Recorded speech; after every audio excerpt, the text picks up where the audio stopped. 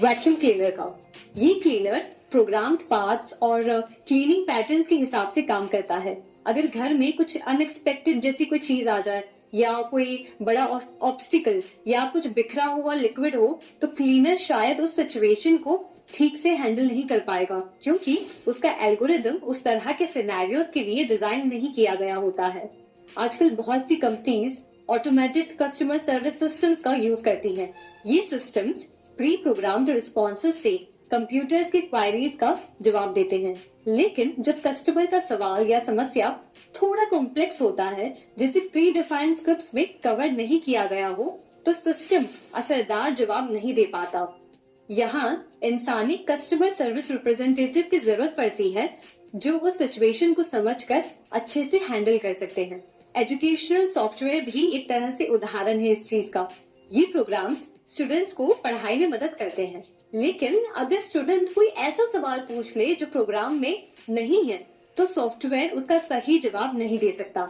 इस स्थिति में एक टीचर या ट्यूटर की जरूरत पड़ती है, जो स्टूडेंट की समझ के हिसाब से समाधान प्रोवाइड कर सके। ये एग्जाम्पल्स दिखाते हैं कि कंप्यूटर्स चाहे कितने भी एडवांस्ड क्यों ना हो, उनमें सोचने समझने की क्षमता नहीं होती। वो प्रोग्राम्ड इंस्ट्रक्शंस के हिसाब से काम करते हैं। इसलिए जब कोई अनएक्सपेक्टेड या कॉम्प्लेक्स सिचुएशंस आते हैं, तो इंसानी बुद्धि और समझ का उपयोग करना पड़ता है। आपके लिए ये समझना जरूरी है कि टेक्नोलॉजी के यूज में ह्यूमन ब्रेन और समझ को हमेशा आगे रखना चाहिए। टेक्नोलॉजी के डिसीजंस को ब्लाइंडली फॉलो नहीं करना चाहिए, बल्कि क्रिटिकल थिंकिंग और ह्यूमन जजमेंट का यूज करके उन डिसीजंस को गाइड करना चाहिए। ये अप्रोच टेक्नोलॉजी को ज्यादा इफेक्टिव और रिस्पॉन्सिबल बनाती है और इंश्योर करती है कि टेक्नोलॉजी का यूज हमारी रियल वर्ल्ड प्रॉब्लम्स का बेटर सोल्यूशन हो।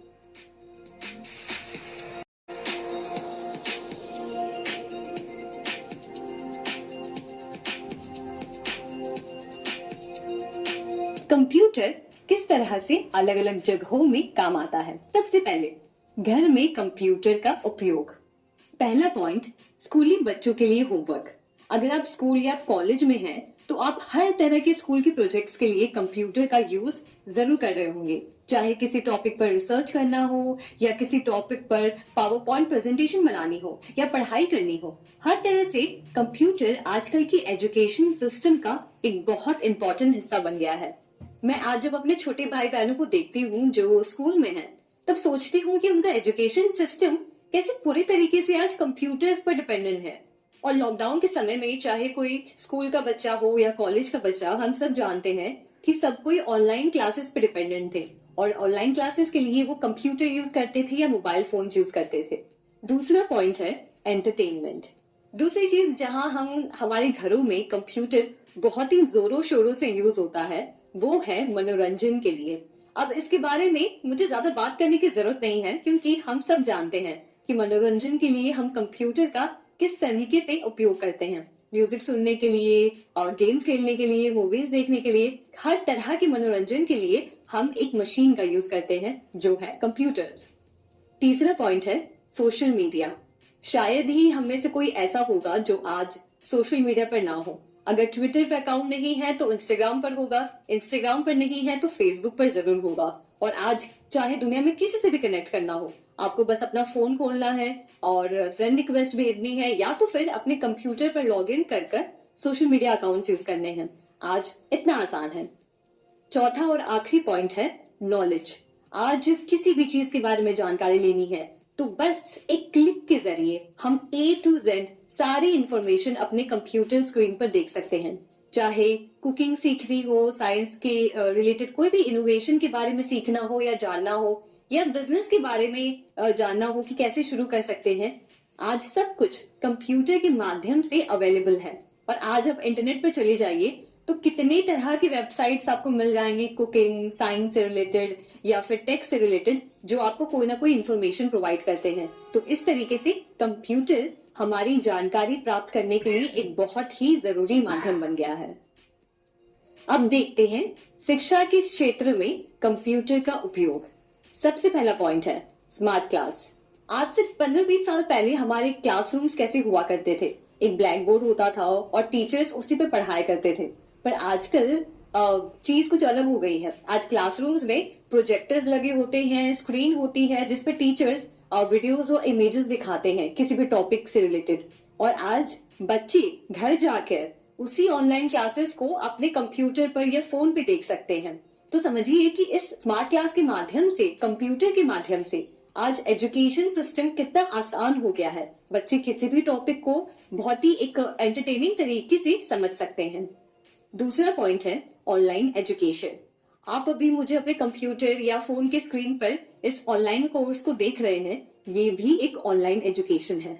समझिए कि अगर कंप्यूटर्स ना होते तो कोई भी कोर्स प्राप्त करना, कोई भी कॉलेज की डिग्री या ऑनलाइन कोर्स करना पॉसिबल ही नहीं हो पाता। अगर आप किसी ऐसे शहर में रहते हैं या कोई ऐसे गांव में रहते हैं जहां अच्छे स्कूल्स नहीं है, अच्छे कॉलेजेस नहीं है, तो शायद आपको अपने घर से दूर जाना पड़ता, या शायद आप उतनी अच्छी एजुकेशन सिस्टम का हिस्सा नहीं बन पाते। पर आज इस कंप्यूटर की वजह से कहीं पे भी घर बैठे आप कोई भी कोर्स कर सकते हैं, कोई भी पढ़ाई कर सकते हैं, सिर्फ और सिर्फ इस कंप्यूटर के आविष्कार की वजह से। आज लाखों बच्चे इन ऑनलाइन क्लासेस के माध्यम से घर बैठे कोई भी कोर्स कर पा रहे हैं। अब आपको ही देखिए, आप चाहे जो चैप्टर खोल लें या कोई भी पॉइंट के बारे में आप पढ़ना चाहते हैं, तो आपके पास सारी जो कोर्सेज हैं वो ऑनलाइन अवेलेबल हैं। तो इतना आसान कर दिया है कंप्यूटर ने एजुकेशन सिस्टम को। तीसरा पॉइंट है डिजिटल लाइब्रेरी। स्कूल बुक्स और अन्य सारी किताबें अब डिजिटल फॉर्म में कन्वर्ट हो गई हैं, जिससे कोई भी और कभी भी उसे पढ़ सकता है। आपके लाइब्रेरी में भी जो मैगजीन्स है, आर्टिकल्स और हर प्रकार के जर्नल्स अब हमें ऑनलाइन मिल जाते हैं। और आप लाइब्रेरी जाएंगे तो वहां भी पाएंगे कि बुक्स वहां पर कंप्यूटर के जरिए ही मैनेज हो रहे हैं। किसी बुक इशू किया गया है, उसका नाम, कब की गई है वो डेट, और कब लौटानी है, वो सारा डेटा अब कंप्यूटर में स्टोर किया जाता है। अब देखते हैं कंप्यूटर का बिजनेस में उपयोग। चाहे आप किसी भी बिजनेस का नाम लें, अमेजॉन, मिंत्रा या आपके घर के पास वाला कोई भी लोकल ग्रोसरी स्टोर, कंप्यूटर्स हर जगह हर बिजनेस में इस्तेमाल हो रहा है। आइए कुछ पॉइंट्स के जरिए समझते हैं कि बिजनेस में ये कंप्यूटर्स कैसे काम करते हैं और कैसे बिजनेस की हेल्प करते हैं। सबसे पहले संचार यानी कम्युनिकेशन। क्या आपने कभी कोई ऑनलाइन सामान ऑर्डर किया है? आई एम श्योर आपने किया होगा। और कभी अगर उस प्रोडक्ट में कोई डिफेक्ट होता है तो आप क्या करते हैं? कस्टमर सर्विस में कॉल करते हैं, राइट? यही है कंप्यूटर का एक यूसेज बिजनेसेस में। कस्टमर डायरेक्टली सेलर से बात कर सकते हैं, अपने सजेशन दे सकते हैं, और अगर प्रोडक्ट में कोई दिक्कत होती है तो आसानी से उस इश्यू को सॉल्व किया जा सकता है। इसी पहलू पर आज सारे बिजनेसेस काम कर रहे हैं।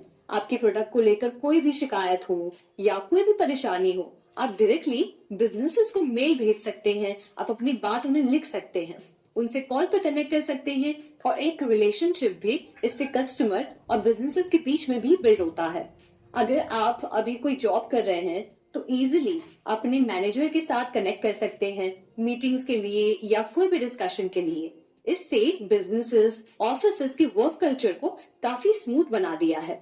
अब हर काम के लिए बिना किसी परेशानी से इजीली कम्युनिकेशन इकोसिस्टम को हम और स्ट्रॉन्ग बना पा रहे हैं।